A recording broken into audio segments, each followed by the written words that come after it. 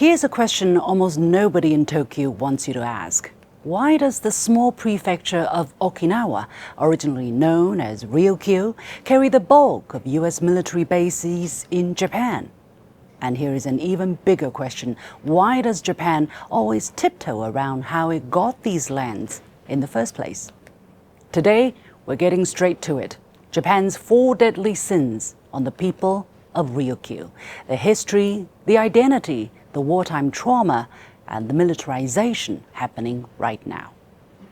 Japan has long coveted the Ryukyu Islands, but there was an independent kingdom of Ryukyu with its own kings, legal codes, and a diplomatic order deeply rooted in East Asia. For some 500 years, until the end of the 19th century, the kingdom maintained tributary relations with China, a stable, peaceful, and mutually recognized system. In 1609, Japanese warriors invaded and brought northern Ryukyu under its control.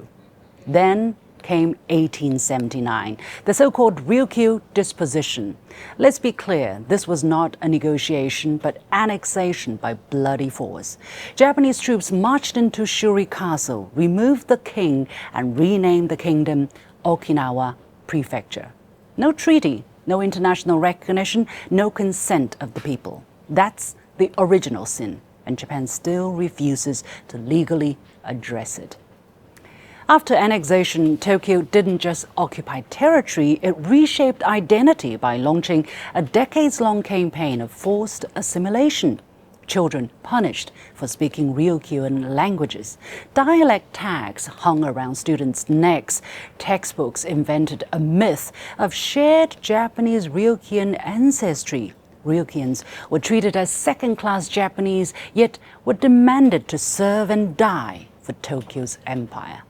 Scholars today call this state-sponsored identity engineering. It attempted to erase a nation not by killing its people, but by killing its memory. 1945, the Battle of Okinawa, the Typhoon of Steel. Around 1/4 of the entire island chain's population was wiped out. And while American bombardment was devastating, that's not the full story. Japanese military records and survivor accounts describe atrocities committed by Japanese troops themselves. Families ordered to commit group suicides with grenades. Civilians shot for speaking Ryukyuan, accused of being American spies. Shelters seized by soldiers, forcing families into open fire zones. Food confiscated, leaving civilians to starve. Yet some politicians in Tokyo now try to sanitize this chapter, calling the mass suicides voluntary. Survivors have testified for decades. We were ordered. But the Japanese government still denies responsibility. Since the end of World War II, Ryukyu was quickly turned into a huge military base. The reason is simple. Its geological location. Against the backdrop of the Cold War, the intended enemy was obvious. For the locals, however, it means the imposition of a military burden the rest of Japan avoids. Over 70% of U.S. exclusive use bases in Japan on 0.6% of its land.